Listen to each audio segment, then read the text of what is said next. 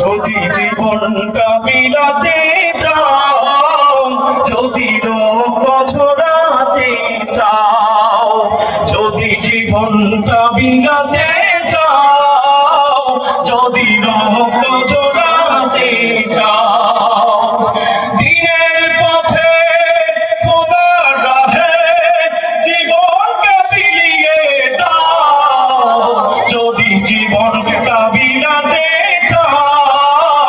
যদি রক্ত ঝরাতে চাও, এই মৃত্যুর নাম হয় যে শহীদ, বাঁচলে হয় গাজী।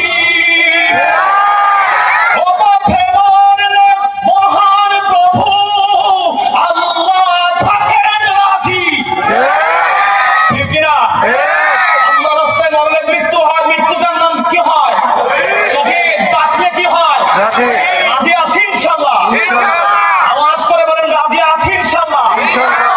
ওই মৃত্যুর নাম হয় যে শহীদ, বাঁচলে হয় গাজী। অপথে মরলে মহান প্রভু আল্লাহ থাকেন রাজি।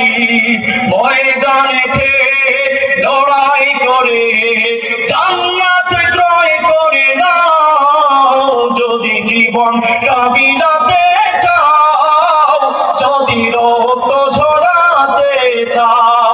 আল্লাহ আমাদেরকে ঘরের করে যেন মৃত্যু না দেয়, বলেন আমিন। আরো আওয়াজ করে বলেন আমিন।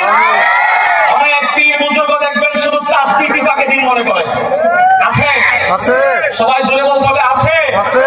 শুধুমাত্র তাসবিহ টিপাকে অনেকে দিন মনে করে।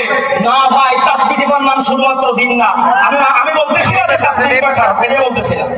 শুধুমাত্র তাসবিহ টিপার নাম দিন না, আল্লাহর দিনটা বাস্তবায়ন করার জন্য যখন যে অবস্থায় আমাদেরকে তৈরি থাকার আগে রাজি আছি ইনশাআল্লাহ।